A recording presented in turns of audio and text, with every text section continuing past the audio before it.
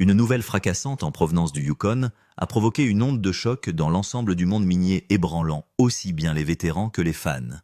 Parker Schnabel a officiellement confirmé un coût financier écrasant si grave qu'il menace maintenant de défaire tout ce qu'il a mis des années à construire. Ce qui était autrefois chuchoté derrière des portes closes a finalement été révélé au grand jour et les conséquences ne font que commencer à se manifester. La confirmation est intervenue il y a quelques heures à peine, mais son impact se répercute déjà sur la communauté minière, inondant d'incrédulité et de spéculation les médias sociaux, les forums de l'industrie et les groupes de discussion privés. Parker Schnabel, largement considéré comme l'un des mineurs les plus jeunes et les plus accomplis de l'histoire de Gold Rush, a reconnu publiquement ce que les initiés soupçonnaient depuis des semaines: la mine Big Nugget a subi une perte catastrophique qui a poussé l'exploitation à la limite de la survie. Le chiffre à lui seul est stupéfiant. 3,7 millions de dollars. C'est le montant que Parker a finalement admis dans une déclaration qui a stupéfié les fans et les collègues mineurs. Pendant des mois, il y a eu des signes subtils que quelque chose n'allait pas. Le matériel est resté inutilisé bien plus longtemps que d'habitude. Les membres de l'équipe sont partis discrètement sans explication. Les mises à jour de la production autrefois livrées avec la confiance et la précision caractéristiques de Parker sont devenues vagues, retardées et visiblement peu nombreuses.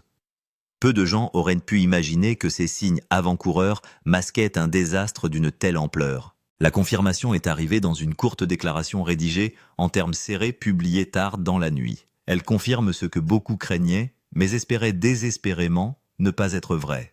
L'installation de lavage de la mine Big Nugget fonctionnait à un niveau d'efficacité désastreux depuis au moins 4 mois, peut-être même plus longtemps, alors que Parker consacrait toute son attention, son temps et ses capitaux à l'ambitieuse expansion de Dominion Creek.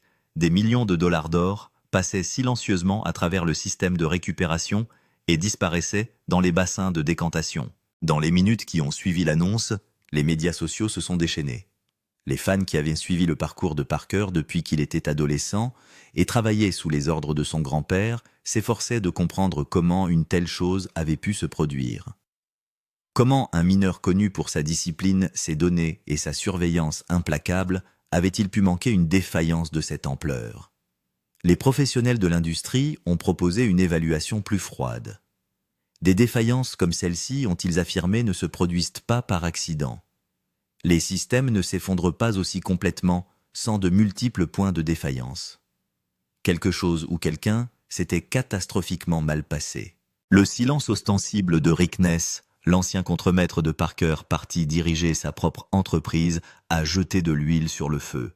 Les personnes au fait de la situation savent que Rick aurait des mois auparavant fait part de ses inquiétudes quant aux faiblesses de l'entreprise Parker.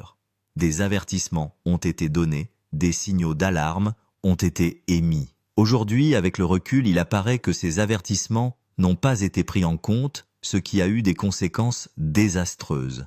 Alors que le monde minier absorbe cette bombe, l'attention se porte sur les questions que personne ne peut ignorer. Comment cela s'est-il produit? Qui en porte la responsabilité? Cela aurait-il pu être évité? Et surtout, Parker Schnabel peut-il se remettre d'un coup financier qui détruirait complètement la plupart des opérations minières? Les premières réponses suggèrent une histoire bien plus complexe et troublante qu'un simple cas de machine cassée ou de paperasserie manquée. Il ne s'agit pas seulement d'une histoire de défaillance mécanique, mais d'une histoire façonnée par l'ambition, la pression, la rupture de confiance et le coût humain d'une poussée trop forte et trop rapide. Et elle ne fait que commencer. Lorsque la réunion d'urgence a dégénéré en chaos, les membres de l'équipage criant des questions et des accusations, Parker s'est tenu au centre de tout cela, réalisant que ce désastre ne se terminerait pas avec des chiffres sur une feuille de calcul. La perte de près de 4 millions de dollars représentait bien plus qu'un préjudice financier. La confiance avait été ébranlée et une fois fracturée, elle ne pourrait jamais être entièrement rétablie. Quelque part au sein de sa propre équipe, quelqu'un en savait plus sur cet effondrement qu'il ne voulait l'admettre. Les conditions étaient parfaites. Une tempête parfaite s'était formée en silence. La catastrophe ne s'est pas produite du jour au lendemain, même si c'est ce que l'on a ressenti lorsque l'on a enfin pris conscience de son ampleur. Au cours des 48 heures qui ont suivi Parker, s'est enfermé dans son bureau avec son comptable Danny Etheridge. Ensemble, ils ont disséqué toutes les factures, tous les registres de maintenance, tous les décomptes d'or des 6 mois précédents. Ce qui est apparu, c'est une chaîne de défaillance en cascade si précisément programmée qu'elle semblait délibérée. Tout a commencé à la mi-juin de l'année 2024, peu après que Parker se soit pleinement engagé dans l'expansion de Dominion Creek. Le système de classification de l'usine de lavage a commencé à montrer des signes précoces d'usure. Les changements étaient subtils, presque invisibles.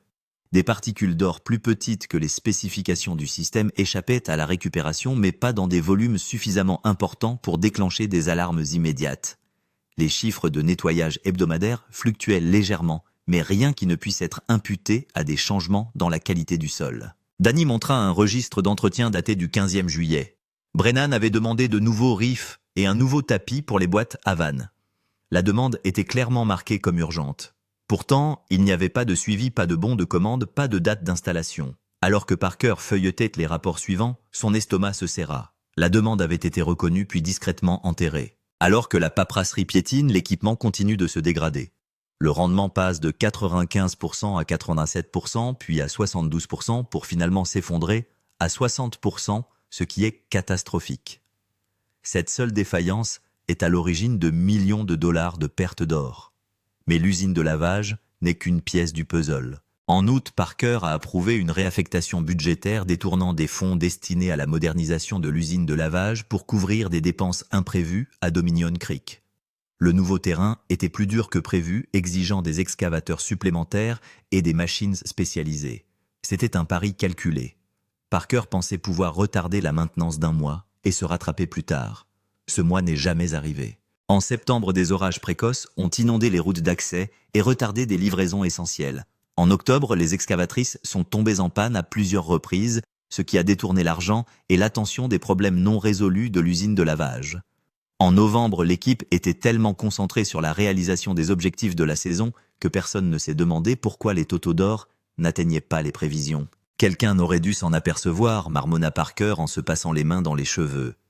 Mitch passait ses chiffres en revue chaque semaine. Où était-il? Danny hésita avant d'ouvrir un autre dossier. C'est là que les choses se compliquent.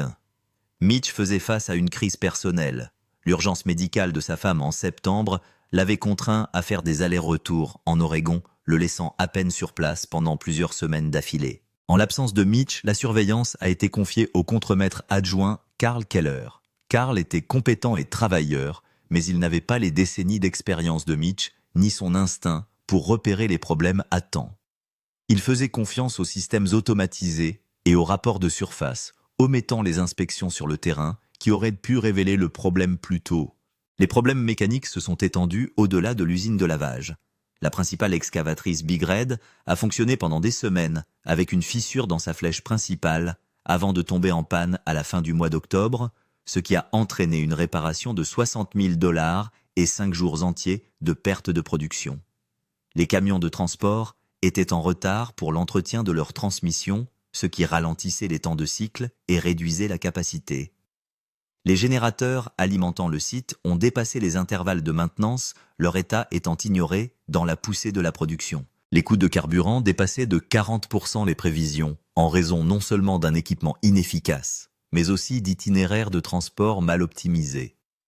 Les pompes à eau fonctionnaient sans arrêt, même lorsque cela n'était pas nécessaire, consommant du carburant et de l'argent 24 heures sur 24. Chaque inefficacité semblait minime en soi, à peine perceptible isolément.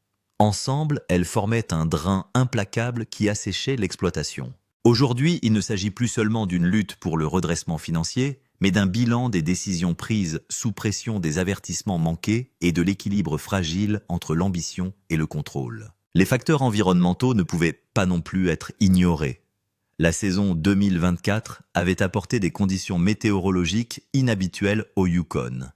De longues périodes de pluie avaient ramolli le sol, mais avaient également introduit une teneur plus élevée en argile dans la terre arable, ce qui rendait le traitement plus efficace. L'installation de lavage déjà compromise par des composants usés s'est encore plus battue avec le matériau difficile. Alors que Parker et Danny établissaient le calendrier, un schéma inquiétant est apparu. Chaque point d'intervention potentiel, chaque moment où quelqu'un aurait pu signaler la crise grandissante, avait été occulté par un autre problème urgent. C'était comme si l'univers lui-même avait conspiré pour les garder aveugles jusqu'à ce que les dommages deviennent irréversibles. Quelqu'un aurait-il pu faire cela délibérément, demanda Parker, exprimant la pensée qui le rongeait depuis la réunion.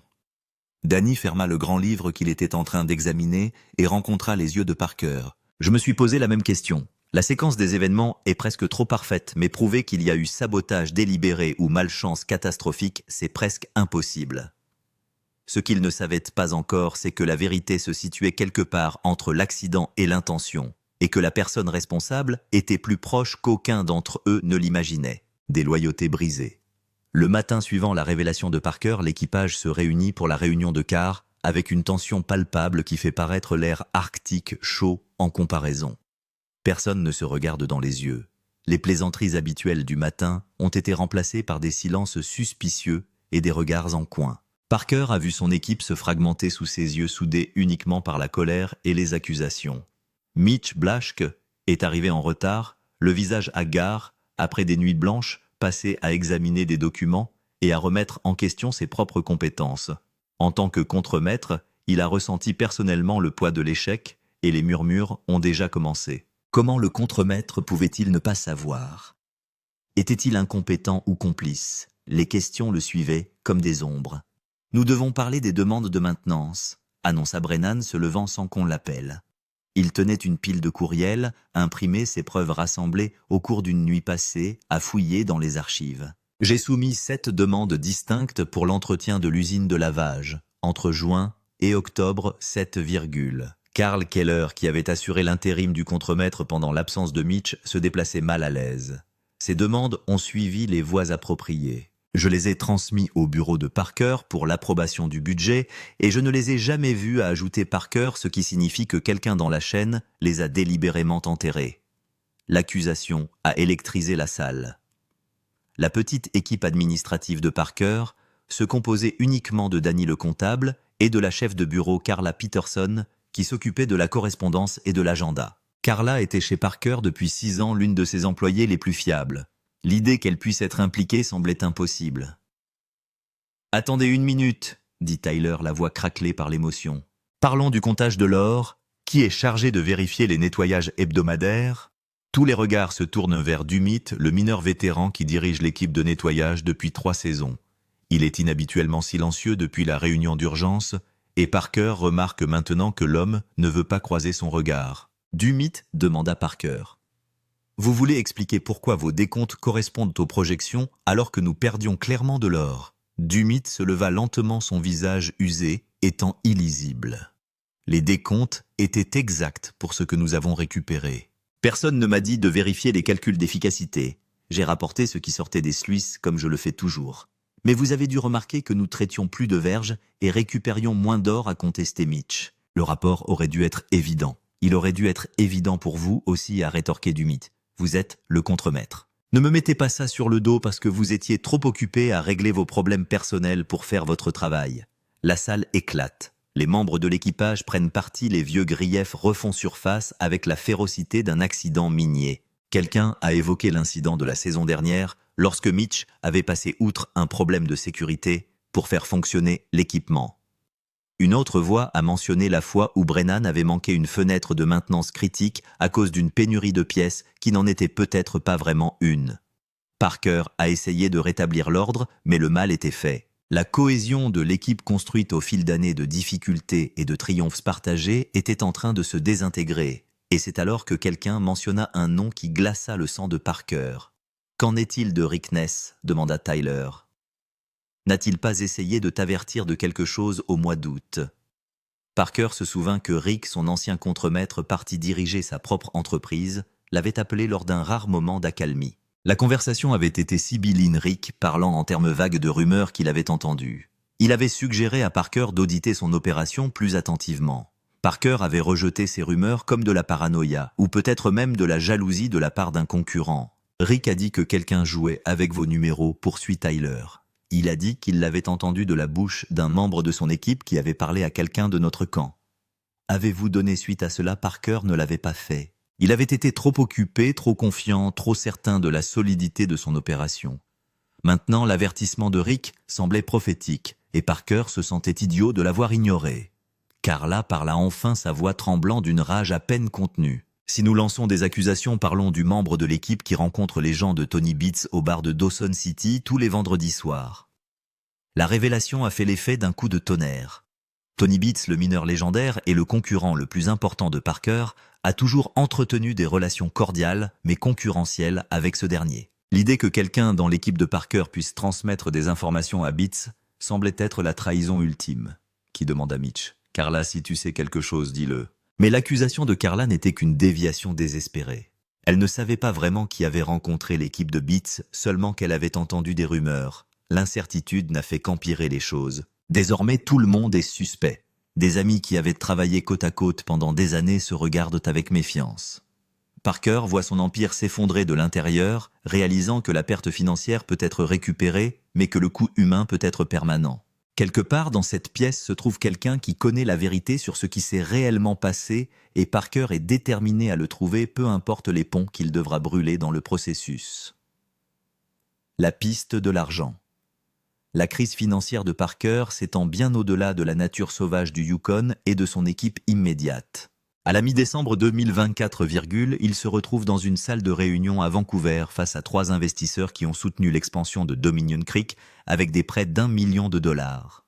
Leurs expressions vont de l'inquiétude à l'hostilité ouverte alors que Danny présente le rapport financier.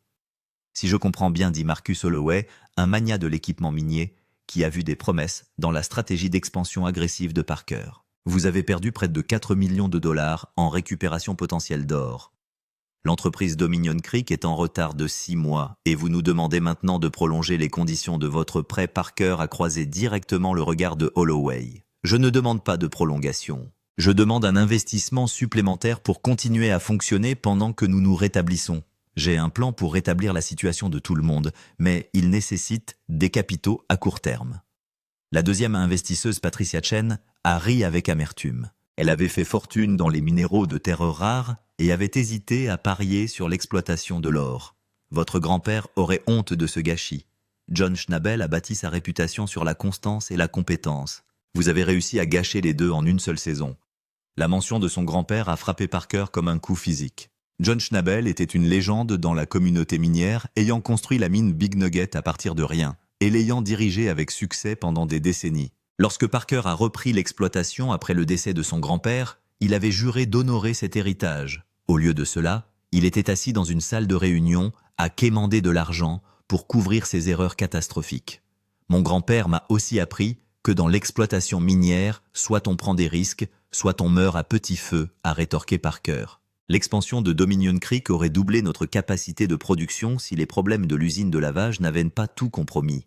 Le troisième investisseur, James Hoffman, était resté silencieux jusqu'à présent. Son nom de famille n'était pas une coïncidence. Il était le cousin de Todd Hoffman et son investissement dans l'exploitation de Parker avait été en partie motivé par la rivalité de longue date entre les familles minières Hoffman et Schnabel. La propre exploitation de Todd avait lutté pendant des années avant de finalement réussir, et James avait considéré Parker comme un pari plus sûr que sa propre famille. J'ai parlé avec Todd la semaine dernière, dit James à voix basse. Il m'a dit quelque chose d'intéressant. Il a dit que vous aviez été en contact avec son père au sujet d'un partenariat potentiel, quelque chose à propos de la combinaison des opérations pour partager les coûts d'infrastructure. La mâchoire de Parker s'est serrée. La conversation avec Jack Hoffman avait été confidentielle, une exploration désespérée des options que Parker ne voulait pas rendre publiques.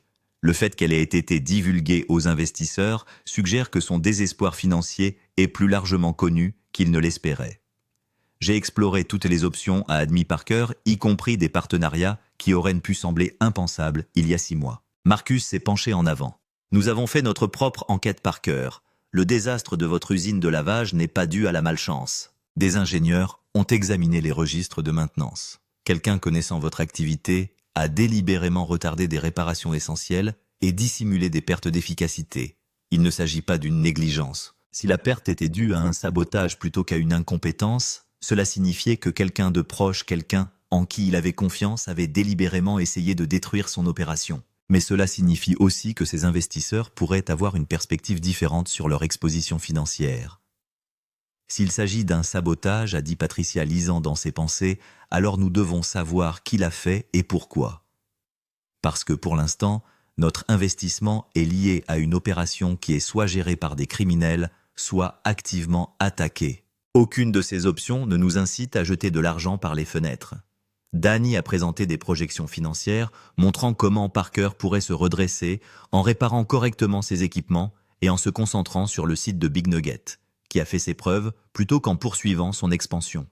Les chiffres étaient optimistes, mais pas impossibles, en supposant que l'entreprise puisse revenir à ses niveaux d'efficacité historiques. Mais c'est alors que Marcus a lâché la véritable bombe. Nous avons également entendu parler de dette de jeu. Tu veux expliquer cela? Parker a senti son monde basculer. Il était tellement concentré sur la crise opérationnelle qu'il en avait oublié ses complications financières privées.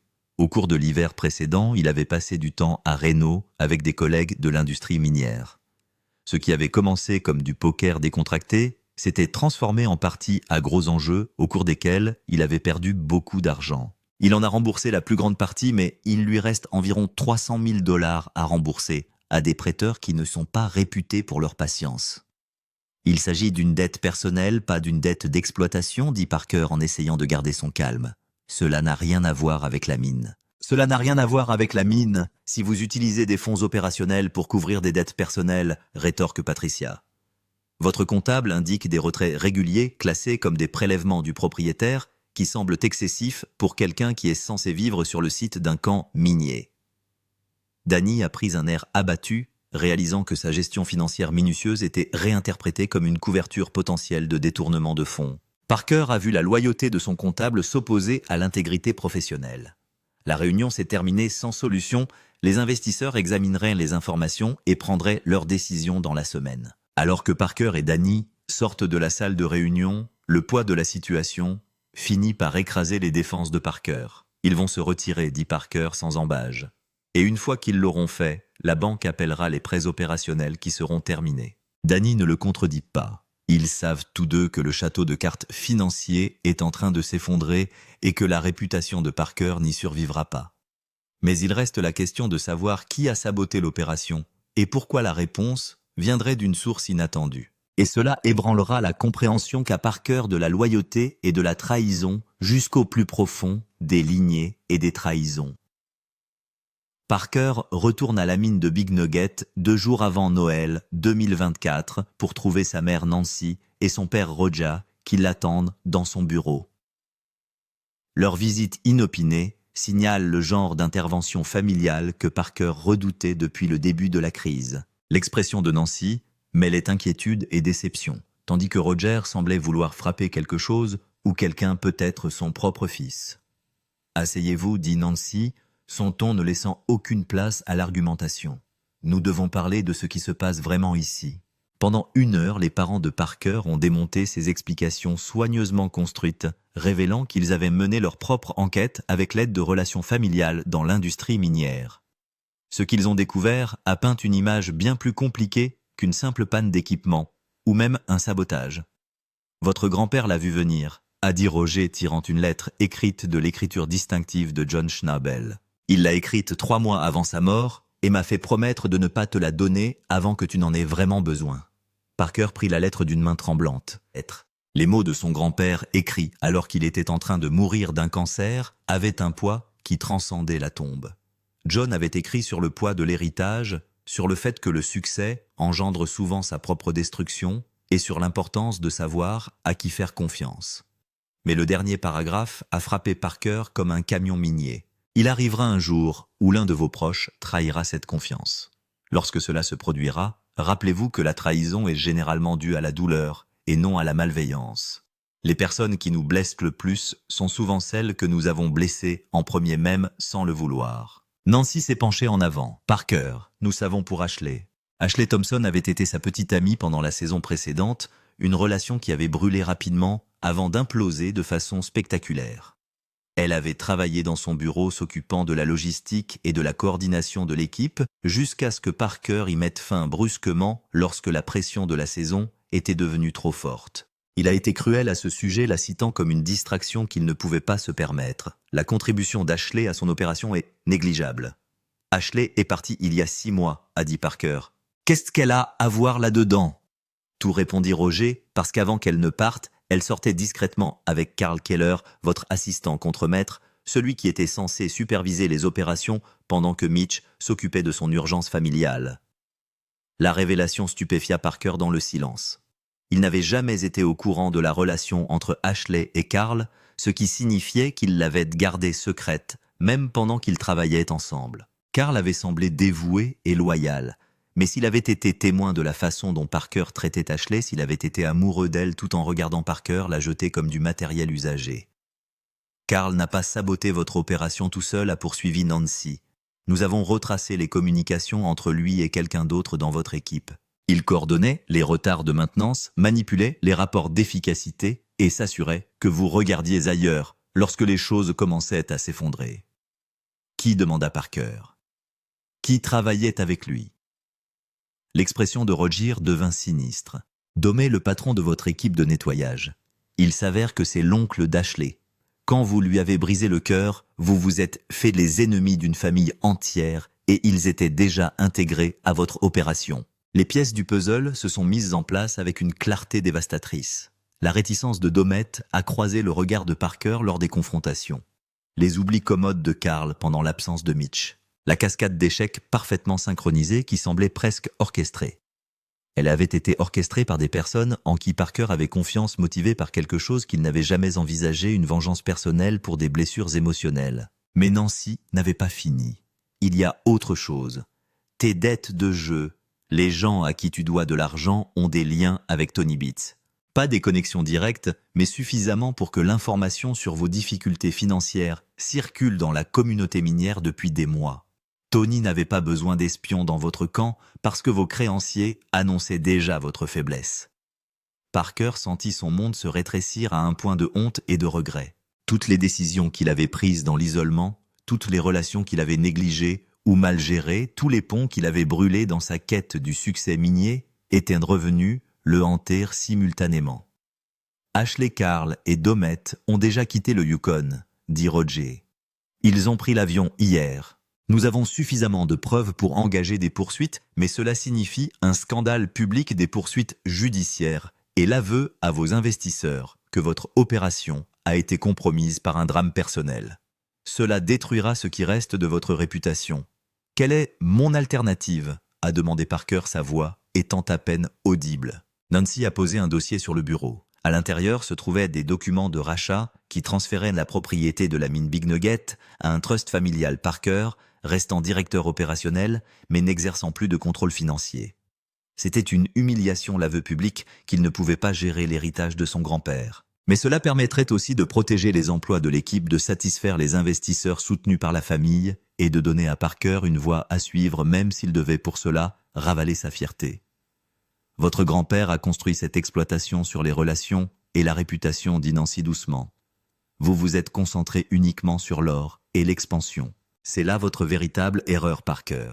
Pas les pannes d'équipement ou la malchance. Vous avez oublié que l'exploitation minière concerne d'abord les gens et ensuite l'or. En regardant les documents de rachat, Parker pensait à Ashley, à Karl et Domet, à toutes les relations qu'il avait traitées comme sacrifiables dans sa quête de succès. Son grand-père avait essayé de le mettre en garde, mais Parker avait été trop arrogant pour l'écouter.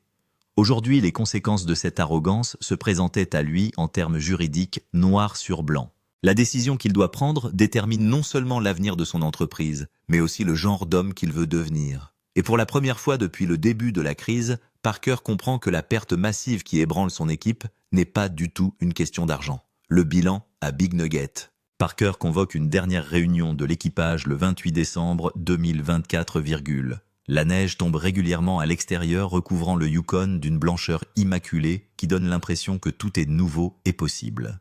À l'intérieur des quartiers de l'équipage, l'atmosphère est loin d'être immaculée. La nouvelle de l'implication de Karl et Domet du rôle d'Ashley dans le complot de vengeance s'était répandue, et l'équipage s'était divisé en factions qui se demandaient si elles devaient se sentir trahies ou compatissantes.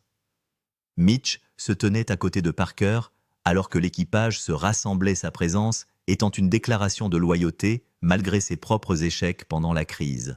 Brennan avait organisé les mécaniciens restants en signe de solidarité, tandis que Tyler et les plus jeunes membres de l'équipage se regroupaient avec incertitude, attendant de savoir s'ils avaient encore du travail. Parker s'est présenté devant eux sans notes ni remarques préparées. Il avait passé les 3 jours précédents à se débattre avec sa décision et ses yeux rougis témoignaient de nuits blanches et d'un examen de conscience brutal. La plupart d'entre vous savent maintenant ce qui s'est passé, a commencé Parker. Karl Keller et Domet ont conspiré pour saboter notre opération. Ils ont retardé la maintenance, manipulé des rapports et systématiquement sapé notre efficacité pendant des mois. Ils l'ont fait parce que j'ai blessé quelqu'un à qui ils tenaient et ils voulaient que je ressente le même genre de perte. Certains membres de l'équipage acquiescent en ayant déjà entendu les rumeurs. D'autres ont l'air choqués, incapables de réconcilier la trahison avec les hommes aux côtés desquels ils ont travaillé pendant des mois. Mais voici ce que vous ne savez peut-être pas, poursuit Parker, la voix plus forte. Ils ont pu le faire parce que j'ai créé un environnement où la vengeance ressemblait à de la justice. J'ai traité les gens comme des équipements valables uniquement pour leur rendement jetable dès qu'ils devenaient gênants. Je n'ai pas tenu mes promesses. J'ai ignoré les avertissements et je me suis convaincu que le succès dans l'exploitation minière se résumait alors dans le sol. Mitch s'est senti mal à l'aise. Ce niveau de vulnérabilité publique était sans précédent pour Parker, dont le style de leadership avait toujours mis l'accent sur l'assurance et le contrôle. Mon grand-père m'a laissé une lettre, dit Parker, en tirant les pages usées. Il savait que ce jour viendrait. Pas les détails, mais le schéma. Il m'avait prévenu que la trahison naît de la douleur et je me suis rendu compte qu'il avait raison.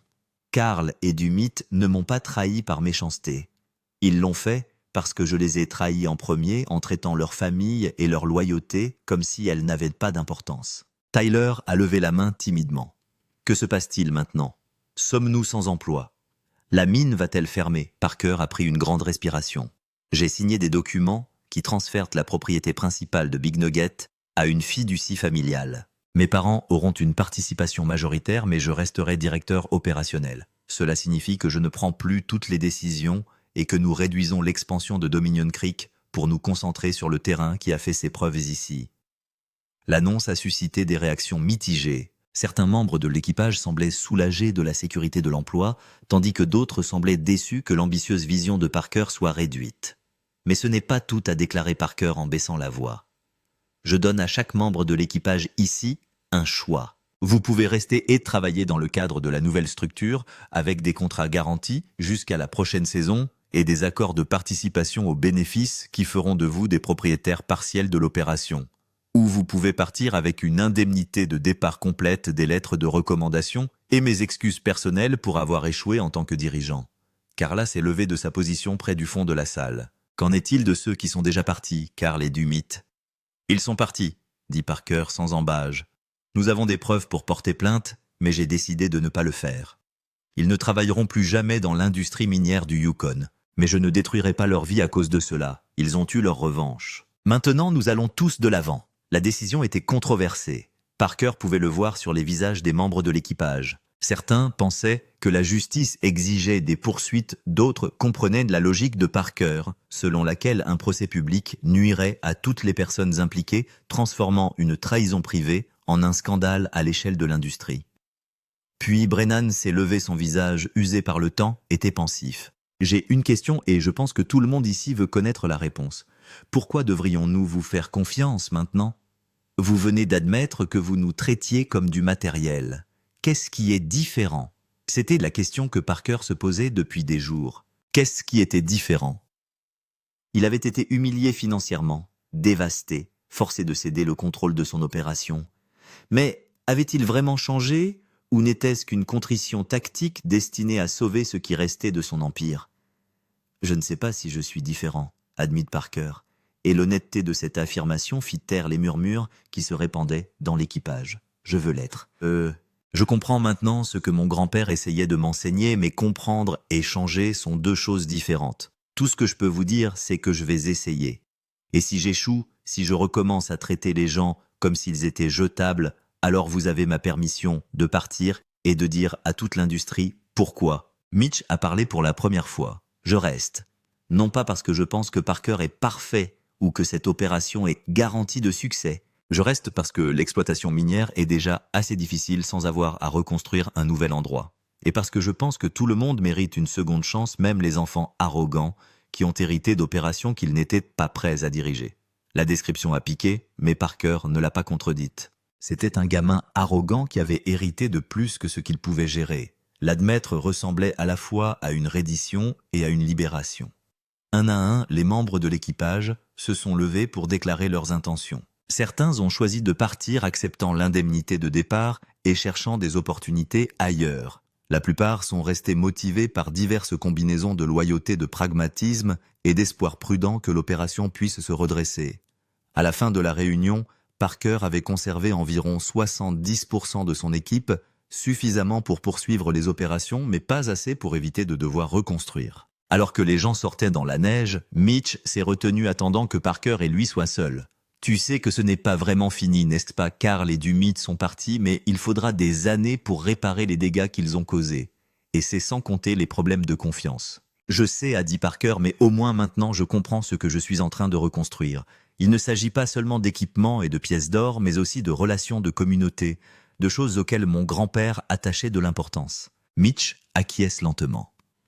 Votre grand-père avait l'habitude de dire que l'or n'est qu'un effet secondaire d'une bonne exploitation minière. Le vrai trésor, c'est l'équipe que vous construisez et la réputation que vous gagnez. Vous avez mis du temps à le comprendre. Ils sont restés ensemble, regardant le site minier assombri. L'équipement est couvert de neige, les opérations sont suspendues jusqu'au printemps. Quelque part sous le sol gelé se trouvaient des millions de dollars d'or attendant d'être récupérés. Mais Parker comprenait maintenant que l'or n'avait jamais été le vrai défi. Le vrai défi était de devenir le genre de personne qui méritait la loyauté des gens qui l'avaient aidé à le trouver. La perte massive qui a ébranlé l'équipe de Parker ne concernait pas vraiment les 3,7 millions de dollars emportés par un équipement défectueux, mais plutôt la confiance, trahit les relations brisées et l'éducation douloureuse d'un jeune homme qui pensait que le succès dans l'exploitation minière se résumait à l'or dans le sol. Alors que l'hiver resserrait son emprise sur le Yukon, Parker Schnabel a dû faire face à une exploitation minière d'un genre différent. Il a creusé son propre caractère, passé au crible ses échecs et espéré trouver quelque chose de précieux dans les résidus de sa saison catastrophique. L'or attendrait comme toujours, mais les personnes qui l'ont aidé à le trouver n'attendraient pas éternellement. Et c'est là Parker l'a finalement compris que se situe la véritable crise. La ruée vers l'or se poursuivra, mais seulement s'il parvient à construire quelque chose qui en vaille la peine, quelque chose de plus précieux que le métal extrait du sol gelé. La question était de savoir s'il avait appris cette leçon à temps, ou si cette perte massive ne serait que la première d'une longue série de désastres à venir.